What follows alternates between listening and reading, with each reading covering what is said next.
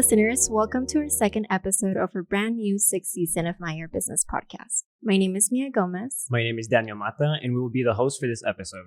We want to give a special shout out to Studio G, powered by the Mike Loya Center of Innovation and Commerce, where we help current UTEP students and recent alumni grow their own businesses. Be your own boss. In today's episode, we have to my left Ms. Fernanda Fiscal, who is the director of the Mike Loya Center for Innovation and Commerce. Fernanda, welcome. It's truly an honor to have you here. Thank you. Thank you for the invite. I've been part of the organizational part of it. It's my first time being here in person. So thank you for the invite. Thank you. And just to give our listeners a quick glimpse of who you are, can you tell us a little bit more about yourself, like your hobbies, your interests? Who are you? Who's Fernanda? Yes. Yes. I'm originally from Durango. It's a small town in Mexico, Durango, Mexico. I decided to come to the States to learn English.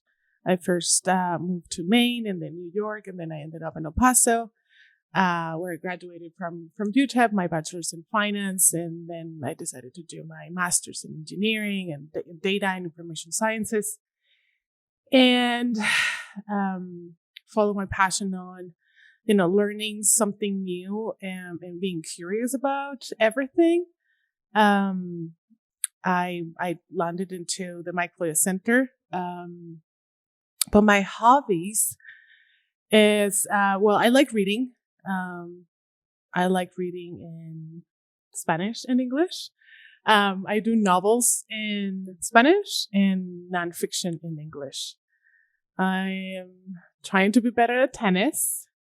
I love taking walks with my dog. He's like my baby. And I'm trying to do something with my hands. So we're constantly in the computer all the time. So I'm trying to create something with my hands. Last year, I was trying to learn how to play the piano.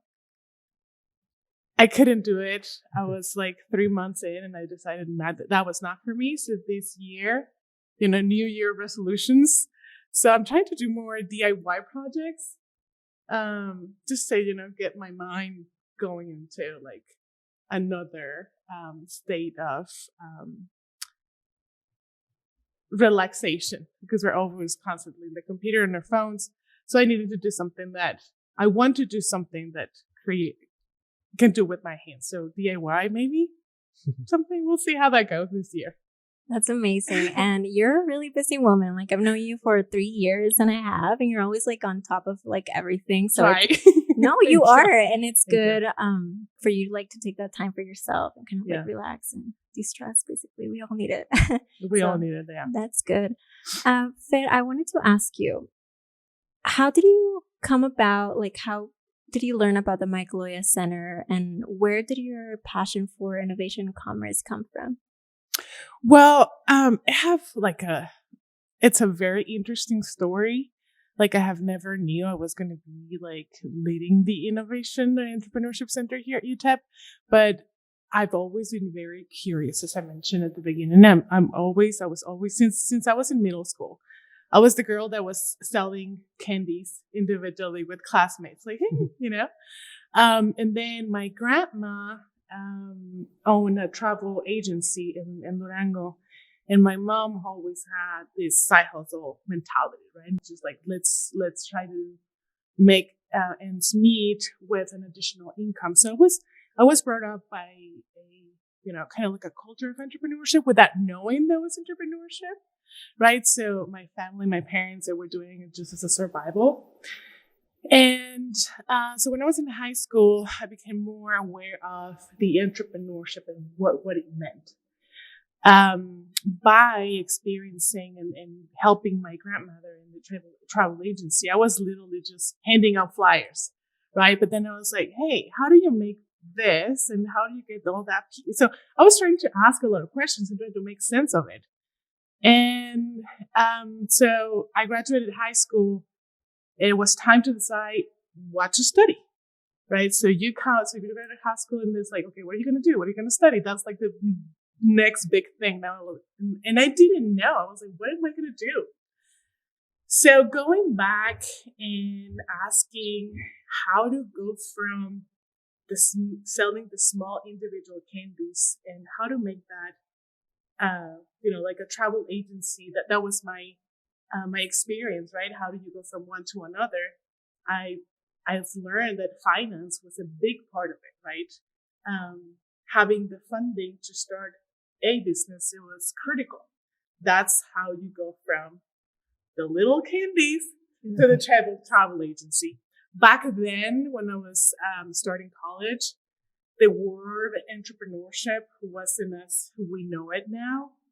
I wasn't aware of any minors or majors in entrepreneurship. It was not a thing. So the most close thing, according to what I had learned, was finance, right? How to start something and make it bigger. So that's why I decided to go to finance. Graduated from finance. And when I was in college, I kind of wanted to do more in entrepreneurship. So I signed up for pitch competitions. They were not my ideas, but I was the finance part of the team. We never won, but I got to learn how engineers think about entrepreneurship and then more like create something. And in business, it's just making a profit, making it work, making the numbers work. So that's how I've always been involved in entrepreneurship and selling, creating, being curious, asking how things work. And so I graduated with my finance degree, participated in the entrepreneurship competitions, but I still wanted more. I was like, okay, so what else can I do? Something that I can actually, build myself. So me and two friends created a company in Mexico where it was in the entertainment industry. We organized concerts and start stand-up comedy. It was fun. I was dealing with the finances, right? Because you need money to get started. And then we learned more about the selling and the tickets and the organizing things here and there. And we never had mentorship. There was no center at the university or in the community that could help you understand how to develop your business. We didn't make it. So that was at a point where I was like, why did we fail?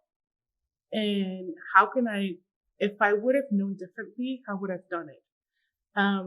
That's when the Mike Loya Center, which it was only focusing on research, on entrepreneurship research, had fellowships. So I decided, I might as well apply for the fellowships. I was a fellow, and I started learning more about entrepreneurship education, not necessarily entrepreneurship with your hands-on, right? So like the basics on how to start a business. And I became very passionate about it because it's like, I feel like everyone should know this. If I would have known that, probably our company, Main Square Promotions, would have still alive. And it was different interests from the co-founders, and we didn't continue. But again, all the things that I wasn't aware of, and now that we're teaching students, it's like I didn't have that. So I was like, hey, if I can be or help any other student or any member of the community that want to start something, I want to be that person. And yeah, so that's how my experience with entrepreneurship, since I was little, to being involved at the center, having the experience of being through a failed business that is not easy, and then finding another source of income because you still have to pay for bills, you still have to do like all the things. And there was nothing that or no one that could tell you how to do it. So that's what I'm very proud of, the work we're doing at the Mike Loya Center, because we're educating the students. It doesn't matter if you're going to be at a company, or if you're going to start your own business, there's now a center that can help you with that. I love it. And I think that it gives you a really great insight that you yourself, like, were an entrepreneur. And back then you didn't have like the things that you needed. So I would like look back into like my experiences and be like my young Fernanda like would have wanted this and that. So you can implement that to like the teachings. And I think that's maybe what you're doing right now within the center. Like, yeah, and it's just, basic finance. Mm-hmm. That's literally what it is. Like my mom's still doing the, side hustles and selling, makeup and shampoos and all the things. And just like marketing. It's like, does it make sense to spend this much money in this magazine for advertisement? It's like, okay, so let's think about, how much is it? Is it a contract for a month? Is it a contract for a year? What's the impact? So just all these things that I didn't know, because it makes sense at the very first. I was like, yeah, more advertising, more sales, right? But it's not, well, in this specific case, the magazine was very, very new. We were not going to have the same reach that we wanted to. So that was a no. But just having someone to help you decide and rationalize and why yes or why no, it makes a total game changer. I agree.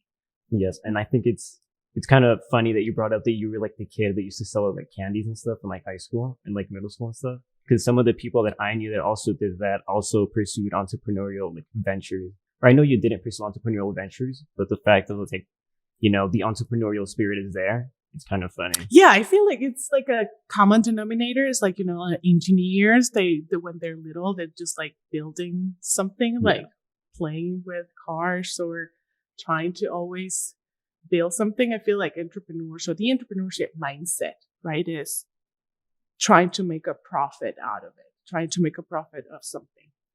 And that's what's beautiful about entrepreneurship. It's just, you can do it in so many different industries, and you can educate in every single, like college, right? It doesn't matter if you are an engineer, business, liberal arts, political science. It doesn't matter. Entrepreneurship, it's all about how do you make a profit? Yes. And, kind of going off that of entrepreneurship, how does the center help create the entrepreneurship spirit, the Mike Loya Center? Right. So it's, and the Mike Loya Center was founded in 2012. So we're not new. The Mike Loya Center has gone through different evolving stages. It was founded in 2012 because the donor was a graduate from the College of Engineering, Mechanical Engineering, and got his master's degree in MBA from Harvard. He became very successful, and he decided, like, hey, there's the College of Business and the College of Engineering are not talking to each other, and we need to make them talk to each other because there's a lot that can be done, right? So that's how the Mike Loya Center was born.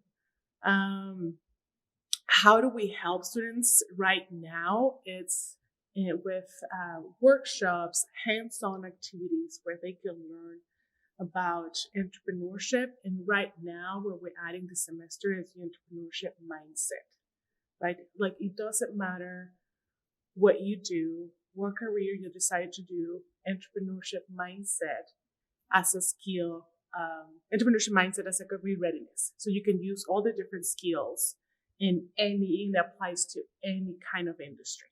So, this is, I'll call this the Mike Loya Center 2.0, where we do hands-on activities, where we reach out to students, where we promote student success.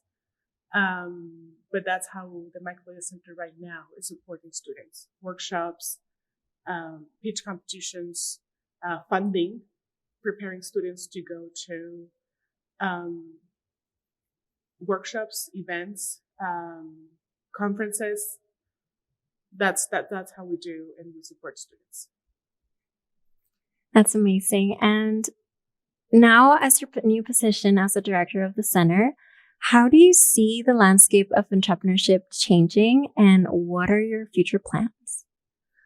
Well, the landscape of entrepreneurship, it's always changing, and that's what's exciting about it. It's always something new, and students are always creating and solving problems. First, I remember seeing students going into or creating actual physical stores, right? And then websites, and then apps. It was like everyone wanted an app for everything. And now it's all about AI. There's an AI for everything. So it's a constant. There's entrepreneurship and innovation are constantly changing. I mean, that's what the beauty of it, and that's what excites me the most about this job is there's never going to be. It can be the same industry. Students sometimes several kind of similar ideas, but the approach it's always different. So yeah, we're here to support students in that ever changing, evolving environment in an entrepreneurship and innovation. Innovation is when something, and it's important to understand that innovation and entrepreneurship are kind of two different things, right? Innovation is when you're creating something new, something novel, something that does not exist. In entrepreneurship, it's making that innovation and making a profit out of it, right? So both of them are equally necessary. Usually innovations, we see it here at the university, like IP, right? But not all the IP gets commercialized. You need an entrepreneur to commercialize and make profit out of that IP. So hopefully I'm making sense. Yes, no, you are. And but yeah, that's the beauty of innovation, entrepreneurship, and even the center. Has the center, even though it was founded in 2012, it's been changing every 5-10 years, and that's great. It's great. I love it. Where I feel like we're one of the few centers at the university, at a higher ed institution, any entrepreneurship center that can change how they do things, because that's just the industry, right? The industry, it's telling you to do things differently. You'll learn now about AI, right? Or learn now about machine learning, or learn now about virtual reality. Because students are going to be wanting to create something like that. So it's always changing. And yeah, that's what I love about this industry. Awesome. That's great. And I remember last semester, you had like meetings with these students and you were helping them create their pitch for a pitch competition. Can you tell us more about how you as a director personally help support those students? Yeah, I mean, it's a lot of one-on-one mentorship for students that are serious about this. And you can tell right away, right? It's that student that's always going to be like, hey, can you help me with this? Hey, can you help me do this? Hey, can you review this? So a lot of one-on-one mentorship, it's usually very, very effective, especially when we're going to pitch competitions, national pitch competitions, which we have won several of them, 2 of them in the Blackstone Launchpad. And I know at Shark Tank and MSU, we have also had some wins. But for the ones that I have personally mentored, it's one-on-one practicing. Practice makes a difference, right? It's not the same that, you're writing the perfect idea here, the problem statement, and putting everything perfectly in your computer. But when you're in front of an audience, that's totally different, right? So practice, one-on-one mentorship, connections. Maybe if I don't know what the student's talking about, if I don't have that expertise, connecting the student with other student, or with a local incubator, or with a professor. So connecting students is also part of, the learning experience, not just for them, but also for me. And creating workshops for the rest of the students that want to just understand what, how to pursue an idea. Workshops, and right now we're doing lectures with the University 1301. So, it all depends on the way the student learn, and that's very evident when they come and talk to me. Some of them are very like, okay, so tell me what to read And the next day, they just have it done already. Some other students was like, can I see an example of what you have done? And I was like, okay, so here it is. Like, hey, do you have somebody that have gone through the experience so I can talk to them? So it's very personalized. And some, like, depending on the competition or depending on what they want to do. But that can be a combination of all of them. Mm-hmm. With that being said, Fed, so our listeners don't know, but we've recently underwent onto like a lot of changes within the center. So I would love for you to share with them, what are the next steps for the center? Like, what are we going to be doing this semester? Yeah, I mean, change, it's a constant. Yes. Can be uncomfortable, can be a challenge, but I see change as always an opportunity to grow. If it's not challenging us, it's not going to be, I love the challenge. I love challenges, and I see this opportunity, the Mike Loya Center as a different way of doing entrepreneurship. And what we're going to be doing this semester, it's a lot of what we have been doing, which is, pitch competitions, workshops for students, engaging more UTEP entrepreneurship alumni, that they have a lot to share with students. Training students in venture capital. We have an UTEP alumni that recently opened up a venture fund. So engaging more in UTEP alumni that it's already doing work in the community and mentor students, that's something that we're going to do more. We have several, and more than several. We have a lot of student entrepreneurs that are doing a great job, and sometimes we're not advertising it. So creating more marketing and telling those success stories, even your story, right? Even how this podcast was born. Right. It's unknown. just like, right? Yes. And nobody really knows, like, how was the story of the podcast? And I think that's very unique and very interesting, because it's a student-led initiative, and look at what it is now. So right. Trying to promote success stories is definitely one of the big things. Collaborate with internal departments, not necessarily just the College of Business, the College of Engineering, but other departments as well. Increase collaboration with them. And marketing our center and avoid the confusion of, are you at the Mike Loya building? I'm like, no, we're the Mike Loya Center. So that's one of the big challenges, marketing. That's something that I don't know a lot of. And I'm learning that marketing is essential to any kind of, business. So I learned about finance. Now I'm just going to learn about marketing. Right? So those are the big things that we want to focus, not necessarily the semester, but the whole year. I love that. And you guys who are listening to us right now, you will see on the screen our social media accounts so that you can go and follow us, and also RSVP to our events, which will be in Linktree. So make sure to stay tuned in there, and we will see you soon. With that being said, Fer, we want to thank you so much for your time and for accepting our invitation to the podcast. It was truly an honor to have you here. Yeah, no, absolutely. This was fun. You guys are doing it amazing. And we have a great leader, you.